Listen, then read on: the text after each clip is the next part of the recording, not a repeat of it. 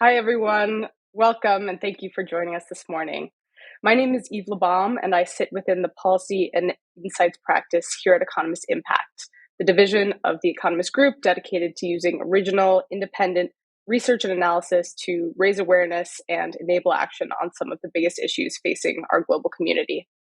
It's a pleasure to be with you all here today, and I want to thank you for joining us to talk about a foundational pillar of the sustainability conversation, water. Access to clean, safe water is a human right. Yet the World Health Organization estimates that by 2025, two-thirds of the global population will live in water-stressed areas. Growing population and rapid urbanization are increasing demand for our existing water resources, while a changing climate and aging infrastructure threaten supplies. Knowing the magnitude of the water challenges we face, the question is, how can we proactively mitigate key risks and identify concrete solutions to ensure access to clean, safe water for all, both now and in the future? To discuss these questions and more, I'm joined here today by a panel of leaders from across the water community. I'll briefly introduce each speaker, and then we'll dive right into the conversation. So first, we have Vedic Bandarka, who is the Chief Operating Officer of Water.org. Vedica is responsible for the operating efficiency and effectiveness of Water.org and for the attainment of strategic objectives and organizational goals, working to support the mission and vision of Water.org. She has more than 25 years of experience building teams and businesses with Indian and international financial institutions. Before joining Water.org, she served as Vice Chairman and MD at Credit Suisse Securities in India. Next, we have Kimberly Kupecki, Global Sustainability Leader at Dupont Water Solutions. In her current role, Kimberly develops and implements sustainability, advocacy, and communications programs to drive Dupont Water Solutions business growth. She's also responsible for developing and achieving the company's sustainability goals. She has more than 18 years of experience in sustainability, communications, and engineering at companies such as Waste Management, Applied Materials, A&R Partners, Edelman, Dow, and Dupont.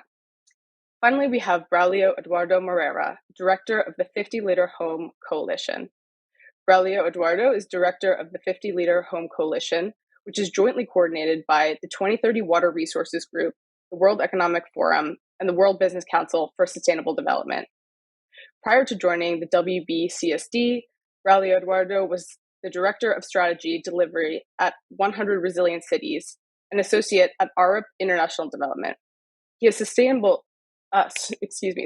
experience supporting cities in creating strategic plans, coordinating complex urban projects, and in fieldwork-based research. So with that, I'd like to kick off our discussion this morning. And I think I'll ask Vedika to address this first question. From your perspective, how does the issue of water scarcity fit into the larger conversation about sustainability? Why is it essential to make sure that we're talking about water and water resilience as we think about solutions to the current climate crisis? Thank you, Eve. And it's great to be here today. So I think the question which you've asked is really a good one. And I would like to start with some statistics. So even today, almost 800 million people, so 770 million people, which is 1 in 10 people in the world, lack access to safe water at their homes. And 1 in 4 or 1.7 billion people today lack access to a toilet. Now, these are huge and staggering numbers and very easy to forget, especially when we personally don't face such situations. But if people across the world do not have access to safe water and sanitation at home, that's almost the first step, right? If they don't have that, then we can't even talk about resilience. We can't even talk about resilient access. We can't even talk about facing the impact of climate change until and unless everyone in the world first has access. And unfortunately, the impact of climate change is making the situation even worse. So if you don't have access to, for example, safe water at home, or or the sanitation is not safely managed, and then you add on the impact of climate change, then you're making that bad situation even worse. I'll give you a quick example. So, for example, one of the impacts of climate change is changing precipitation pattern, right? It's either droughts or floods. We work in Bangladesh a lot, and many of the areas in Bangladesh are getting flooded.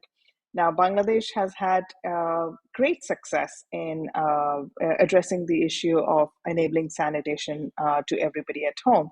But now, with climate change, as the flooding is happening, suddenly, the waste is not being managed properly. It's not being treated. It's not being taken away, and that in turn impacts the water quality. So, as you can see, if first we have to address the issue of enabling access to everybody in the world, and only then can we go to the issue of addressing resilient access and also addressing the impacts of climate change.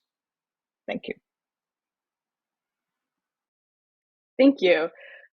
Braglio, Eduardo, Kimberly, would either of you like to share your perspective on why water is so crucial to the conversation around sustainability and climate change?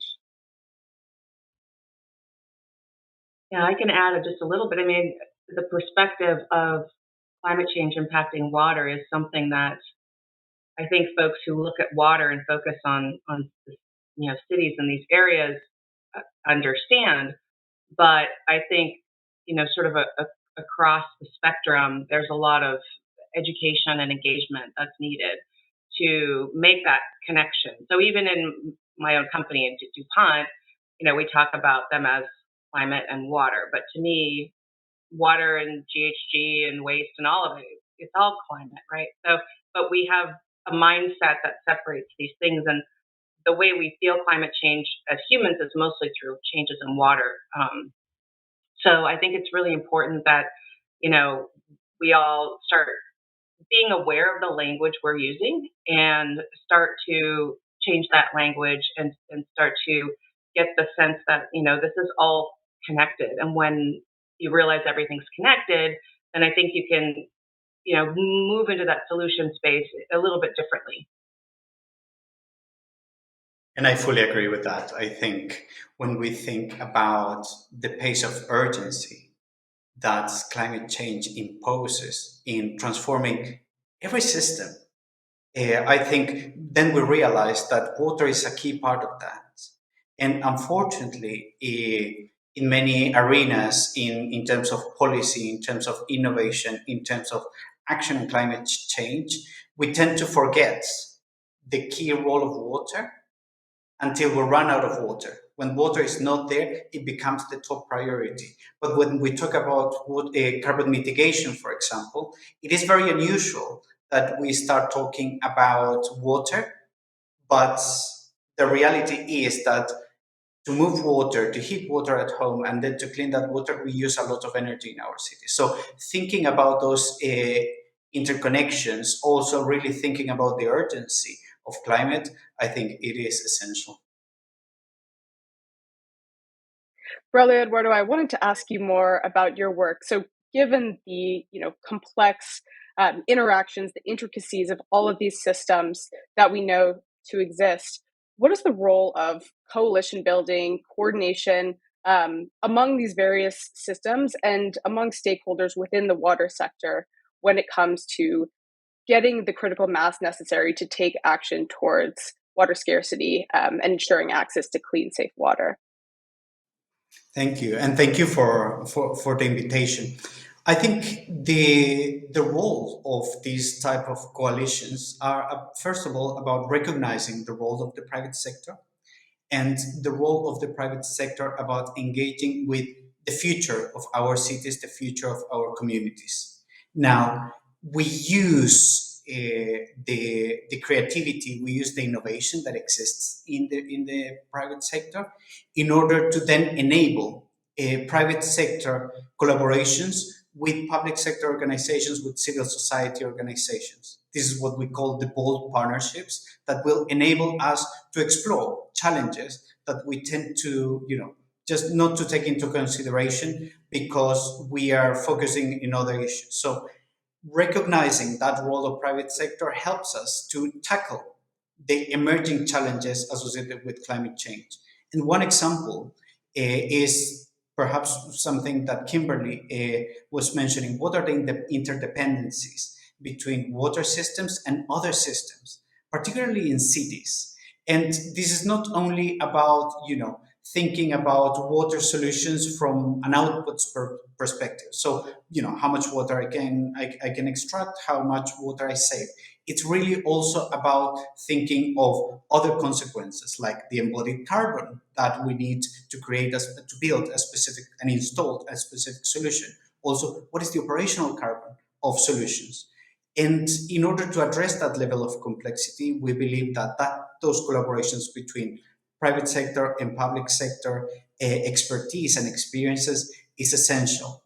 And the reason why public sector is so key is because public sectors have this huge responsibility of shaping policies. However, many times, time after time, private sector organizations miss that particular aspect. And sometimes there is a lot of innovations, really nice products, really nice solutions, but actually they don't align with policy, either because policy is too old or actually because there was no dialogue around that policy. So, how we can create solutions that at the same time help developing the right policies, and also how we can create solutions that ultimately don't create unexpected consequences associated with inequalities. So how we make sure that when we create something that also enables safe and equitable access to people. Also, we don't create more resilience challenges if we optimize our water system. How we ensure that that is accessible to everyone in a case of drought, for example. And finally, not to create problems to existing infrastructure. Sometimes when we reduce the amount of sewage that runs in pipes, we might be creating problems to sewage treatment plants. So that's why for us it's really, really essential to explore that level of complexity, and we believe that collaboration is the way to do so. Thank you. Vedika, I noticed your hand. Yeah, no, I thought Braglio made some really good points. I just wanted to add a couple of other reasons on why collaboration is really essential. And I will start by saying collaboration is tough, right? It's when you're working with multiple stakeholders. Obviously, it's much tougher than when you're working alone. But it's incredibly essential, and this collaboration with multiple stakeholders is essential for all the reasons which Braulio mentioned. And I would add just one more, which is the funding gap. So going back to looking at enabling access to safe water and sanitation for everybody in the world. I think a few years back, the World Bank estimated that 114 billion per year needs to be spent by the world from 2016 to 2030, just to get everybody access to safe water and sanitation in the world. The amount of money which is spent currently is about a third of that. And so already there's a huge funding gap of roughly $70 to $80 million, $70 to $80 billion per year. On top of that, you add the impact of climate change, right? The funding gap, people haven't estimated that, but it's fair to assume that funding gap increases even further. And so one of the reasons for these collaborations, for everybody to play their part, right? For the governments, for the corporates, for the financial institutions, civil society, philanthropists, is to meet that funding gap. And it's not just a nice thing to do, it's just imperative. That everybody jumps in. And the last point I would make, and again, this is a point which both Braulio and Kimberly made, which is another reason for the collaboration is because all these issues are linked, right? In an earlier conversation today, we were speaking about, and maybe it's not immediately intuitive, but if you don't have access to safe water and sanitation, you can't achieve gender equality. You can't achieve zero hunger. You can't achieve all kids in school or the goals of education. So you can't achieve good health. So those are some of the other reasons why stakeholders from multiple sectors do need to collaborate on this issue. Thank you. Kimberly, I wanted to give you a chance to weigh in on the public-private partnership coming from the private sector. What are some of the main ways that you and your organization have engaged with these issues? And what have been some of the outcomes that justify or speak to the value of this type of engagement? Yeah, thanks, Eve. So, Dupont and the business I work in, Dupont Water Solutions, you know, one might ask, what do we bring to the table, and why are we interested in public-private partnerships and finding these, fundable projects and looking for, what I call our marquee partnerships. And, it has to do with, connecting to our purpose. It has to do with, all of our stakeholders and just sort of, you have to think, kind of take a step back and say, why does a company exist, right? And so, we bring to the table, of course, the innovation piece, the technologies, the solutions. But as Vedica was saying, this doesn't always stick. You have to, maybe it was you, Braglio, talking about, like, you might have a solution that doesn't work with a policy, for an example. So, how do we make sure that, we understand the needs, the solution space, and, bring the right, solution or technology to the partnership. And I think there's also that sort of trust barrier that you can run into as well, where, sometimes, whether it's local policymakers or local leaders, they may be skeptical of a Fortune 500 company coming in. What are you just trying to make money off of us, things like that. But, you have to sort of break through those barriers and find those common grounds and build that community. And, so the way we engage is, we engage in, kind of partnerships. So we recently announced late last year a partnership with water.org. Super excited about that. We're part of the WRC, the Water Resilience Coalition, which is part of the CEO Water Mandate under the UN Global Compact. We've had some work that we've done with Charity Water as well. So we have, sort of the philanthropy funding piece, but where we really want to engage is, where can we bring our technology expertise? We have experts all over the world. How can we bring our people into these projects? They're very passionate. They really want to get involved. And then we also just have, local projects on the ground that come up very organically. So we've done some work in Tanzania with, rainwater harvesting and our ultrafiltration, and we're working on a new project that we're really excited about that will leverage, renewable energy to, drive the energy needed for water use and water filtration and really safety for communities. So there's sort of this local on the ground, sort of project by project, but then there's, so these marquee partnerships too that we're building as well. So that's currently how we're engaging, sort of at a high level, in a nutshell, in terms of public-private partnerships. Thank you. Brother Eduardo, I was wondering if you could speak to some of the main partnerships that you and your organization participate in, and maybe with a specific focus on, how do you measure the outcomes of these engagements? How do you understand the value that you're creating through these engagements? Sure. So one important point is that the 50 Liter Home Coalition is very new. So our coalition was created in 2021. And what we have done in the first year and a half was to decide to scope our work.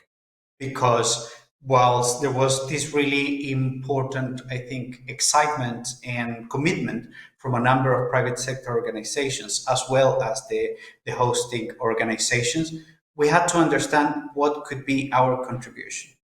And when we were doing that work of understanding what type of contribution we could make, we realized that we had to engage with public sector organizations. So an initial engagement, for example, that we are shaping and we are initiating is with the city of Phoenix in Arizona, in the US, in which we will be supporting Phoenix to really explore the systemic challenges. Also, we created a partnership with the Water Reuse Association.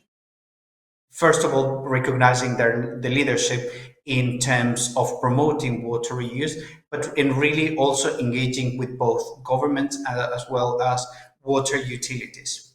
So that is the kind of partnerships what we are creating, the engagement, what we call the bold partnerships.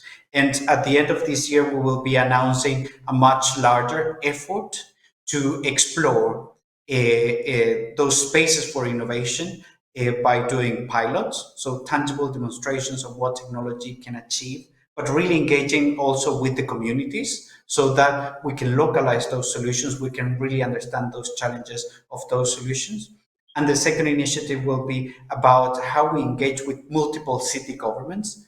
We can enable cross collaboration, we can enable learning between those city governments, and really creating spaces for those leaders that exist out there. For example, the city of San Francisco that has developed really clear and innovative policy around water reuse to enable other cities to learn from what the city of San Francisco is doing, for example.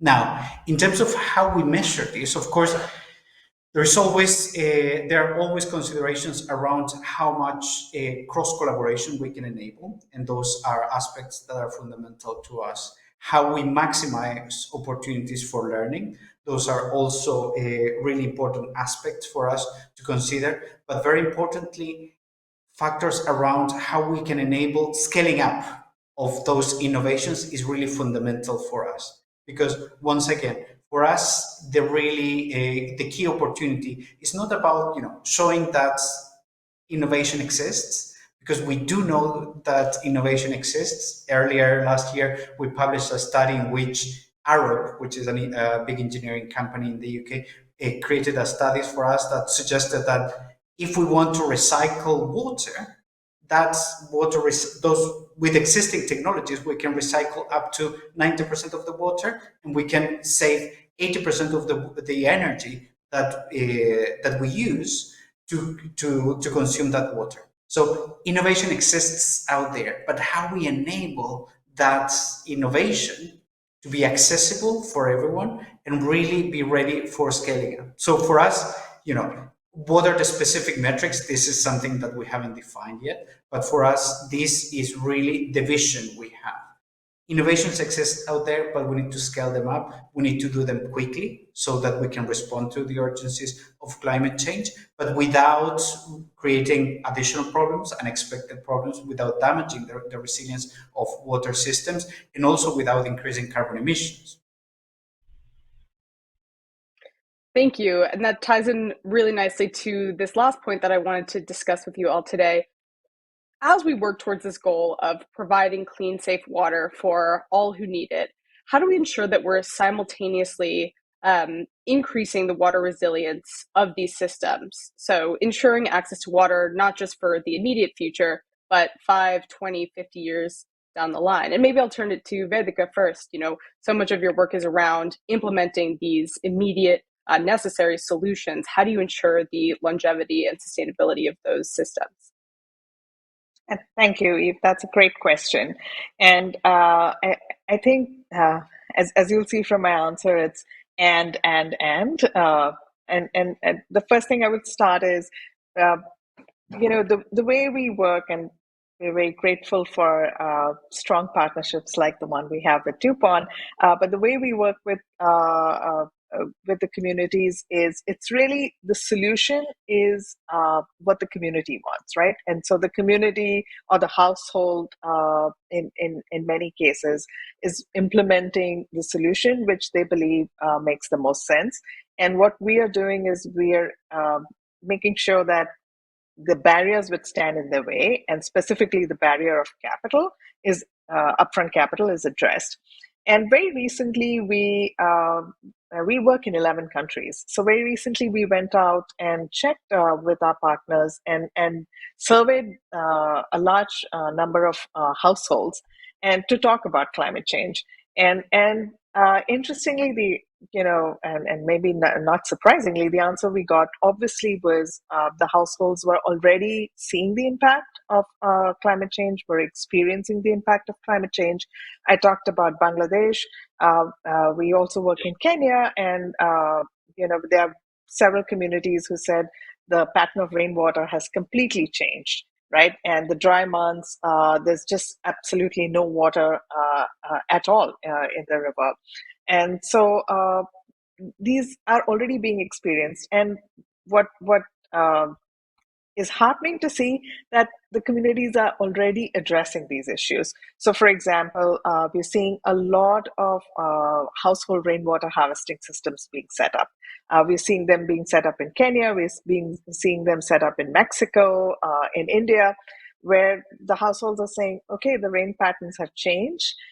In the summer months are just too hot and too dry, and quite unlike what they used to be 5 or 10 or 15 years ago. And so we're going to build these rainwater harvesting systems at the household level. We're going to collect the rain when it comes in, and we're going to use that stored water for drinking purposes. So some sort of resilience we are seeing, even today, where the solutions which are being built are not just addressing the need for today, but also addressing the need which is coming on account of climate change. But I think the other way to do is also to look at how can we have much more sustainable utility systems, right? And I think one of the speakers addressed the point of leakage. And this seems like a very strange topic to bring up, but leaky pipes, right? I mean, almost 25 to 30% of the water today is just wasted. So if we can address that issue and make even a small dent, we are bringing, we're really improving the resilience, because we are pumping less energy, but also we are improving availability of water. Thank you. And we have just a few minutes left. So, Kimberly, I wanted to give you a chance to talk about how you balance that immediate need to provide solutions with the necessity of ensuring that these solutions are sustainable for the future. Thanks, Steve. Yeah, no, I agree with everything that my fellow panelists have been saying about sustainability, resiliency, and then also this idea of sharing. Particularly in cities. So, cities are home to like half of us right now, and urbanization will increase and continue to about 70% by 2050. So that's exciting, right? So in cities, there's just so much innovation. It's like sort of this crucible of innovation. Different things are tried out. Things can happen, I think, more quickly in a local, kind of environment that, as you were talking about, versus maybe, something that might take longer. That's more broad. And as we know, water's local. And, I think it's important to provide mechanisms too for cities to do this sort of sharing. So, Dupont, we supported the City Water Optimization Index, right? So that is a tool that's freely available. We worked with Economist Impact Group on that, and yourself, Eve, as well as a great stakeholder and partner. But looking at what are those key factors that are sort of unique and independent that can help a city sort of understand where they are in terms of resiliency and accessibility, but also sustainability. And then from there, how can we sort of double click down and look at, what are different cities doing in terms of those solutions? Are there cities that have sort of similar situations, and can they learn from each other? So I think, I'm pretty excited about that platform, about keeping that going forward, making it even more open and accessible, and easy for cities to sort of plug into and use. So that they can, learn and share, and there's other ways, I think, for cities to share, but this one is I think it's very much data driven. It's ground up, and it also, a lot of that data comes from those localities and the surveys and how they answered questions. And there's some sort of optimistic surprises in all of that. So I invite you all to take a look at that. But I think, we can't be sustainable if we're not just continually challenging ourselves and continually learning. It's not like sort of a one and done. We need to just change our mindset. We need to be working this way going forward, I think, sort of forever, right? Thank you, Kimberly. So with that, we've reached the end of our time. I wanted to thank all of the panelists here today for taking a moment to speak with me to make sure that, in this critical moment, water is a central part of these conversations and these plans around sustainability. So thank you all. Thank everyone. Thank you to everyone who's tuned in. And please stay connected for the next session, which will begin shortly. Thank you.